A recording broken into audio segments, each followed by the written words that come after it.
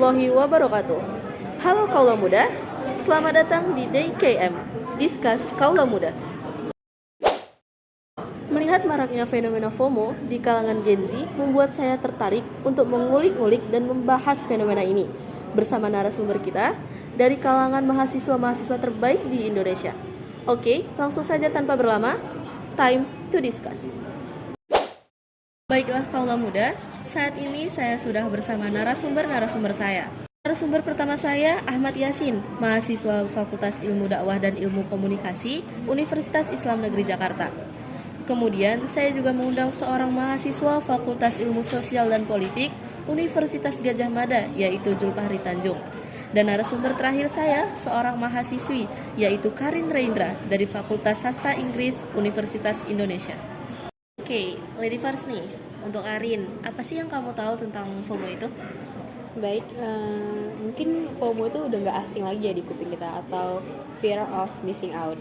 Jadi kalau menurut bahasa yang lebih mudah, menurut saya FOMO itu adalah takut ketinggalan kali. Dikala anak-anak generasi Gen Z ini tuh nggak mau ketinggalan sesuatu yang tren di kalangannya, misalnya kayak mungkin motivation atau ada fenomena tertentu lah yang membuat anak-anak Gen Z ini takut ketinggalan. Nah, untuk Pak Hari sendiri nih, sejauh mana sih Pak Hari tahu mengenai fenomena FOMO ini?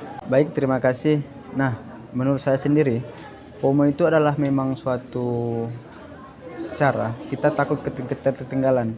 Nah, ketertinggalan apa? Yang pertama itu kayak berita, informasi, dan ketinggalan dari zaman. Nah, dari sini sebenarnya kita tak perlu risau dengan FOMO tadi, ketertinggalan tadi. Karena apa? Kita sendiri aja pun terkadang bisa merasakan tanpa kita ketahui. Mungkin menurut saya FOMO itu memang sangat berpengaruh lah kepada seseorang. Untuk Yasin, bagaimana sih yang kamu lihat di masyarakat tentang fenomena ini? Dan apa tanggapan kamu tentang orang yang melakukan FOMO tersebut? Iya, jadi kalau saya sendiri lebih suka menyebutnya sebagai yang terdampak oleh fenomena fear of missing out. Artinya, orang-orang di masyarakat itu seringkali tidak sadar bahwasanya mereka sedang mengalami fenomena takut ketinggalan. Masyarakat itu cenderung menganggap remeh ketika dirinya merasa cemas setelah ketinggalan sesuatu. Apalagi di era modern saat ini, fenomena FOMO ini semakin merajalela akibat penyebaran informasi yang meluas secara cepat, sehingga fenomena FOMO ini makin dikenal oleh masyarakat. Kenapa? Karena penggunaan media sosial membuat orang lain lebih mudah memantau orang lain juga, di mana mereka melihat kebahagiaan orang lain yang ditampilkan di sosial media, membuat perasaan cemas pada dirinya. Kenapa sih kok aku nggak bisa kayak gitu? Kenapa sih kok aku itu ketinggalan tren-tren ini? Kenapa sih aku nggak gaul seperti mereka? Padahal ini disebabkan oleh cara persepsi yang salah, di mana mereka mengira bahwasanya orang-orang yang menampilkan kebahagiaan di sosial media itu penuh dengan kebahagiaan. Aslinya, apa yang mereka tampilkan di sosial media merupakan sebagian kecil daripada bagian hidup mereka. Sekian. Nah, menurut Karin, gimana soal pendapat Yasin tadi? Nah, kalau menurut saya sendiri yang dibilang Yasin tadi benar ya.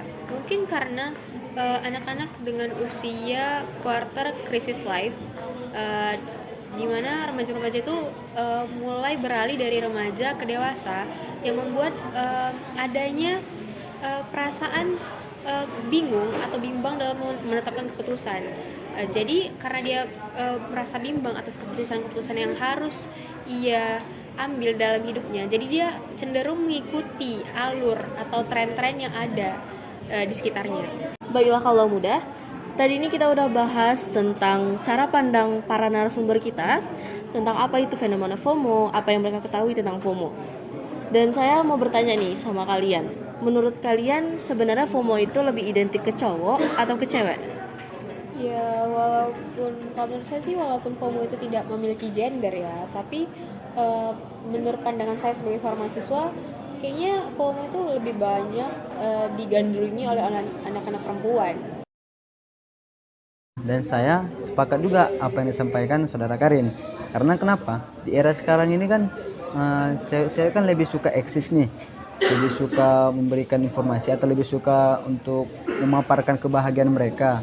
Nah, dari situ kita tahu juga bahwasanya memang untuk mengumbar-umbar suatu informasi, suatu kebahagiaan itu dimiliki oleh cewek, rata-ratanya cewek gitu. Mungkin pendapat saya seperti itu gitu. Kalau menurut kalian, fenomena FOMO paling banyak dialami oleh perempuan, maka saya berpendapat lain. Saya berpendapat bahwasanya fenomena FOMO ini banyak dialami oleh laki-laki. Kenapa? Gitu kan? Karena fenomena FOMO ini identik dengan dimana seseorang itu mengikuti perkembangan zaman, arus gitu loh. Ini paling banyak dibutuhkan oleh laki-laki, dimana laki-laki sebagai makhluk lah yang dia harus membimbing keluarganya sebagai kepala keluarga, dia harus mengikuti informasi yang ada. Kalau enggak, ketika dia ketinggalan informasi maka akan berbahaya bagi keluarga-keluarganya juga. Oleh karena itu, fenomena FOMO paling banyak dialami oleh remaja, ya seperti apa kata saudara Karin, dan juga lebih banyak dialami kaum pria karena itu dibutuhkan oleh sang pria tersebut. Cuman terkadang mereka kelewatan gitu, melebihi batas, sehingga terjadilah FOMO tadi seperti itu. Dari yang kalian katakan tadi, saya bisa menarik kesimpulan bahwasanya fenomena FOMO ini terjadi kepada semua gender. Cuman saya mau nanya nih, apa sih aspek yang mendukung pendapat kalian tuh bahwasanya hanya perempuan atau hanya laki-laki yang terjadi atau mengalami dampak dari FOMO tersebut? Dari Yasin nih, pendapat Yasin kan tadi bahwasanya fenomena FOMO itu terjadi pada pihak laki-laki. Apa sih aspek yang mendukung hal itu? Oh, tentu ada. Saya tentu ada alasan kenapa saya bilang bahwasanya FOMO ini lebih banyak dialami oleh laki-laki. Kita kembali pada sejarah FOMO. FOMO ini pertama kali ditemukan oleh Dr. Dan Hermes pada tahun 1996. Di makalah akademik yaitu The Journal of Brand Management. Jadi FOMO ini itu pertama kali dikenal dengan sebutan mengikuti keluarga Jones. Fenomena mengikuti keluarga Jones. Jadi fenomena FOMO ini karena dulu kan masih menggunakan media massa ya, seperti koran dan lain sebagainya. Nah, zaman dulu koran-koran itu memuat betapa baiknya, betapa indahnya, dan betapa kayanya kehidupan seseorang, kehidupan keluarga-keluarga tertentu. Sehingga orang-orang yang melihat berita tersebut itu merasa bahwasanya mereka harus seperti itu juga, gitu loh. Dan saat itu perempuan itu belum terlalu identik loh. Saat itu perempuan pada masa itu belum terlalu mendapatkan haknya, gitu, belum terlalu dipandang, sehingga pada saat itu tuh laki-laki lah yang berperan aktif, mulai dari media massa dan lain sebagainya, sehingga laki-laki lah yang dari awal itu banyak terkena fenomena fear of missing out tersebut. Jadi mereka melihat berita gitu kan, terus mereka merasa, oh hidup aku nggak sebaik mereka, aku harus mengikuti mereka, aku harus jadi seperti mereka, dan memaksakan diri mereka menjadi seperti apa yang ditampilkan oleh media massa. Oke, kalau Karin sendiri nih, gimana aspek pendukung ataupun hal yang membuat Karin yakin akan pendapat Karin bahwasanya cewek lah yang memegang peran penting dalam FOMO tersebut? Nah, baik untuk aspek pendukung saya atas jawaban saya yang tentang kalau perempuan itu lebih banyak terkena dampak FOMO, karena sebagaimana yang kita tahu, perempuan itu punya rasa narsisme yang tinggi. Jadi dari situ tumbuh hasrat di mana nggak mau ketinggalan atas suatu tren, kayak contohnya tren fashion atau tren adalah kayak yang sekarang kita ketahui kalau banyak sekali akun-akun atau media-media sosial yang bisa dijadikan wadah untuk menuangkan menuangkan ide-idenya. Maka dari itu perempuan cenderung nggak mau ketinggalan nih. Misalnya kita sebut aja tuh ada tuh namanya TikTok tuh. Mungkin lewat nih di FYP kayak cewek-cewek ini ada tas atau mode fashion terbaru nih. Nah, maka dari situ perempuan-perempuan tadi tuh nggak mau ketinggalan kalau dia tuh juga pengen tuh, ya aku juga mau lah kayak gitu supaya keren, supaya dipandang. Nah, begitu sih kalau menurut saya. Oke, kalau muda, dari tadi kita udah bahas serius nih soal bagaimana pandangan narasumber tentang FOMO dan ada sedikit perdebatan-perdebatan kecil ya. Oke, kita langsung aja nih nanya yang santai-santai kali. Pernah nggak sih para narasumber kita ini mengalami hal FOMO tersebut dan gimana cara mereka untuk mengatasi fenomena ini? Oke, langsung aja nih kita ke Fahri, gimana? Nah, kalau bicara tentang keterketinggalan FOMO ya, sebenarnya mungkin di masing-masing orang pernah ya ketinggalan di FOMO ini. Karena kenapa? Saya lah selaku pribadi, pengalaman pribadi, ketika nanti di suatu perkumpulan, nah kawan-kawan kita itu bahas apa sih namanya? Bahas tentang perpolitikan. Yang dimana nanti perpolitikan itu yang kita hanya sekadar dengar aja, tapi nggak tahu sumbernya gitu. Nah dari situ kita terlalu yang ada nanti jatuhnya diam, tinggal ngikuti pembahasan kawan-kawan yang lain. Itu sih kalau untuk ketertinggalannya. Nah, jadi untuk solusinya sebenarnya untuk mengikuti FOMO ini pun terlalu mendalam kali, sangat berbahaya juga. Karena kenapa? Kan terkadang nih kita nih di kehidupan sosial nih, terkadang kan kita ibaratnya lawan bicara kita nih, ketika kita diskusi, terkadang kita bisa ibaratnya gagal fokus. Karena apa tadi? Karena main handphone tadi. Jadi kita takutnya apa? Jadi kita mengabaikan orang-orang yang sebenarnya pengen dari kita dengarkan tadi. Itu kan salah satu fenomena dari FOMO. Nah, mungkin dari saya itu sih. Dari Yasin sendiri pernah nggak sih ngalamin FOMO itu dan gimana cara ngatasinnya? Kalau saya pribadi, saya sendiri nggak pernah merasa mengalami fenomena ini.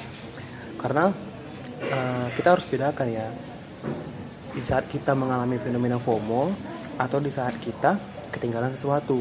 Ketika kita cemas dalam ketinggalan sesuatu, baru itu FOMO. Dan saya rasa saya tidak pernah cemas ketika ketinggalan suatu tren atau hal-hal tertentu. Karena saya merasa bahwa saya memiliki apa yang saya perlu miliki. Justru saya merasa bahwa saya adalah seorang yang JOMO, joy of missing out. Artinya saya senang-senang aja ketika saya ketinggalan, karena saya merasa bahwa saya telah memiliki apa yang saya perlukan. Oke, langsung aja nih dari Karin. Pernah nggak sih ngalamin FOMO itu dan gimana cara ngatasinnya? Nah, untuk saya sendiri jujur saya pernah terkena dampak dari fenomena FOMO ini ketika saya mulai beranjak dewasa di usia mungkin 16 atau 17 tahun. Saya masih SMA. Mungkin ya labilitas itu membuat saya jadi kayak masa aku ketinggalan sih, masa aku nggak keren. Dikala contoh misalnya teman-teman saya menggunakan handphone dengan merek yang mahal, merek yang bagus, nah saya cuma pakai HP biasa tuh rasanya kayak kok aku beda nih, kok aku nggak keren gitu. Mungkin FOMO itu tadi memberikan branding keren kepada pelaku. Nah semenjak saya masuk kuliah, saya mulai meninggalkan hal FOMO tadi karena menurut saya kita tuh nggak perlu jadi orang lain gitu loh untuk diterima.